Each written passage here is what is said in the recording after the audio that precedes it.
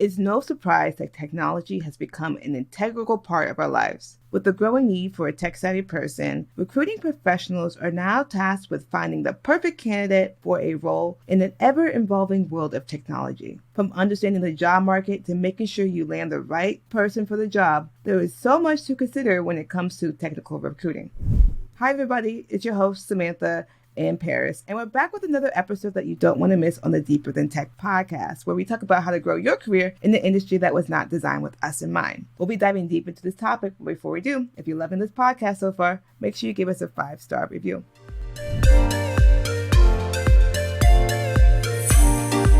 Okay, so sometimes on LinkedIn, I have these people reach out to me about a job, also known as like tech recruiters.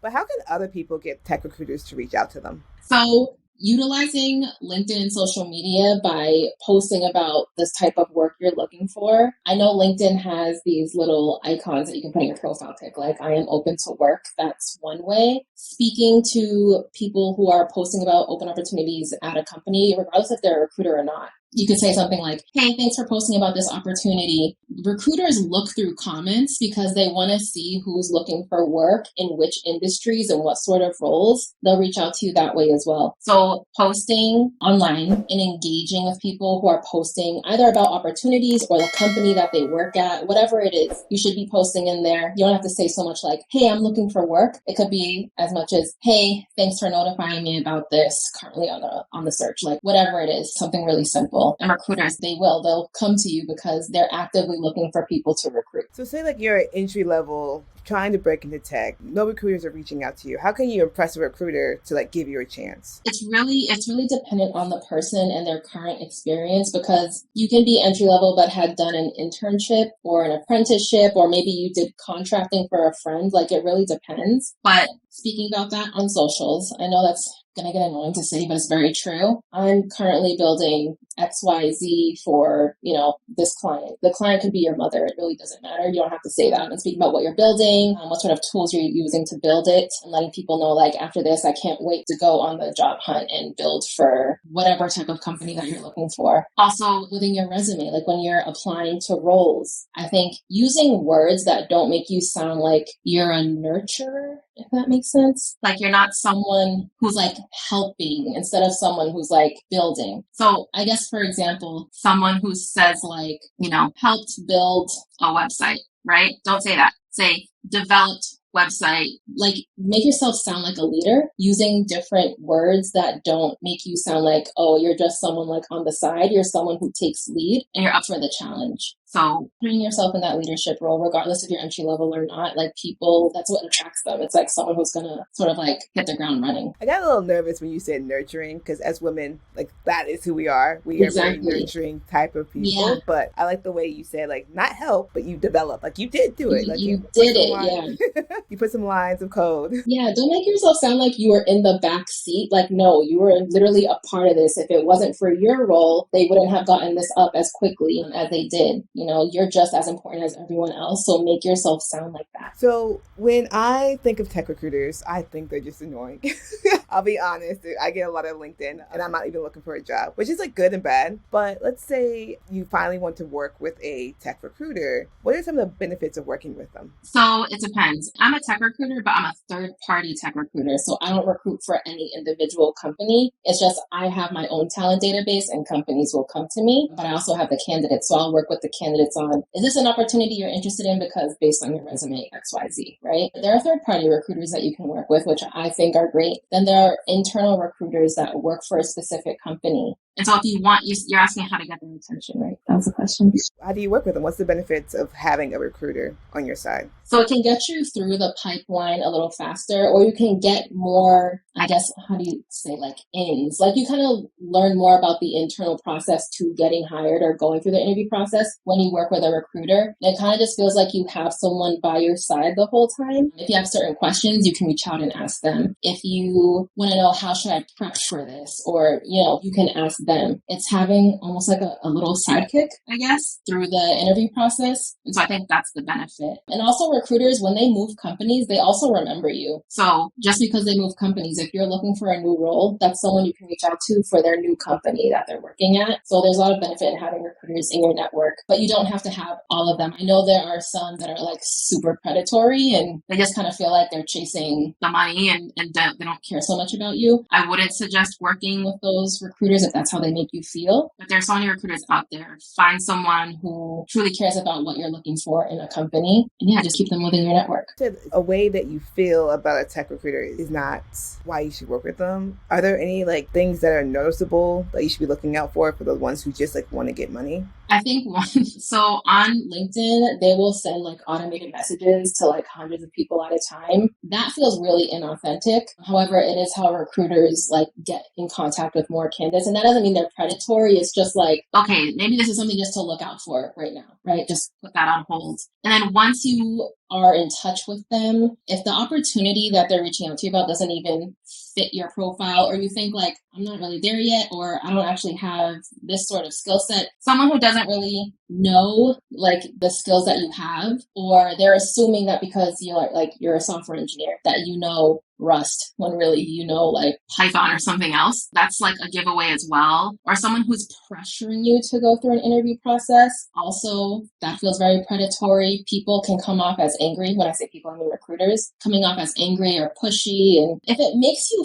feel like pressured, I wouldn't work with that person. Like, you know yourself best. You have your own intuition. If they make you feel a certain way, do not work with them. So now that you're like ready to reach out to tech recruiters, how do you prep to work with them? Is there something you have to do before you get in touch?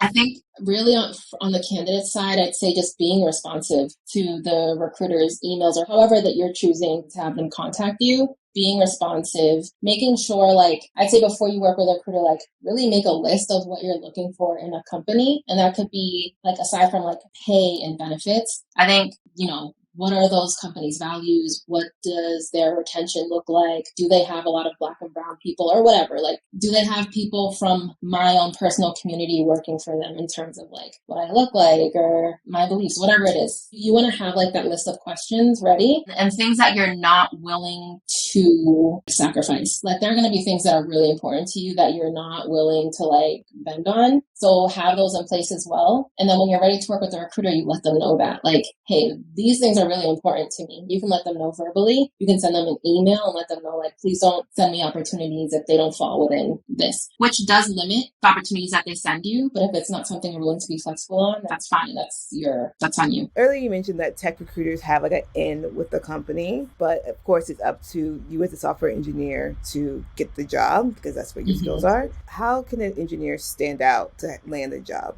in your opinion? Stand out. So it's really hard to sort of answer that question because to me, a lot of companies are looking for almost like the same thing. There are things like, oh, we want like diverse hires. That's like one thing. Standing out personality wise, I think just seeming really excited about the opportunity gets people really happy because they're like, okay, this is someone who wants to work here and stay here. And so we're not going to have to rehire for their role in like 6 months. If you work at a company, like for me, my first job as a software engineer, I got a job at a skincare makeup company. And before I got into tech, I was a wax specialist and an esthetician. So to them, they're like, oh, wow, like, it's not like I'm going to be doing waxing or doing facials at their company, but I do understand like this industry. So to them, that was really important. So things like that can also work out in your favor if you have some sort of experience within that industry. It doesn't have to be exactly what that company's doing. That stands out as well. Yeah, I'm a huge advocate to like using your previous background to get a job in tech because whether you know it or not, it's super useful to have your previous background play a key part in your career. So after you talk to the recruiter, you've gone through and you got a job offer. How does the tech recruiter help you through the offer? So they'll ask you, what we talk about is usually, or the negotiations will happen within the salary and benefits. So a recruiter tells you what the offer is. I personally would not tell the recruiter, like, yes, I'll take it. Like, I think you should say, thank you for letting me know. I'm going to get back to you in like a day or a few hours, whatever it is you want to take. Really think about like, what is it that you want? So they're not going to meet your salary expectations. Like, ask again. And I would always ask for just slightly over, depending on like what the current salary is, if you haven't had that conversation yet. And when it comes to benefits, are they open to, if it's like a hybrid opportunity? If you're not going to meet my salary expectations, then can I work remotely, 3 days a week versus 2 days a week? Like, there are so many different things you want to try and negotiate on, and it can be anything. And you present that to the recruiter, and the recruiter's not the one that's going to tell you like no or yes. Like, they have to take that back and present it to the employer, to the person hiring, and they'll let you know, like, we can't do that, we can't do that. Usually recruiters have a good sense of salary, like, we definitely can't like go above that. But for everything else, when it comes to benefits and things like that, definitely ask. Well, should you be asking about that like before you like go through the job process, or should like you wait until the end?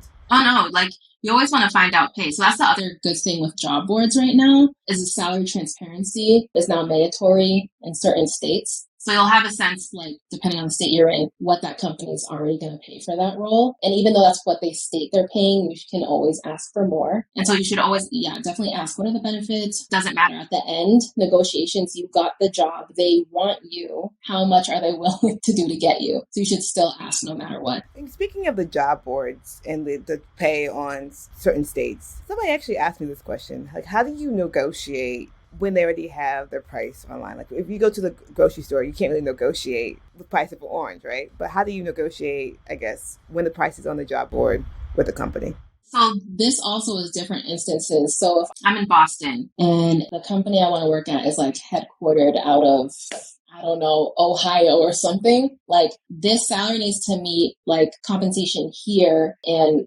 expenses here in Boston. So like, there has to be a reason, obviously, why you're asking for more. You can also say, based on my past experience, like, I've gotten, offers for XYZ. I would love for you to be able to meet those offers. Or if maybe you currently do have another offer standing, this company is offering me this, can you offer me just slightly more? Like, there's so many different instances where you can, why you want to ask and how much you can ask for. But at the end of the day, I feel like you should always do it no matter what.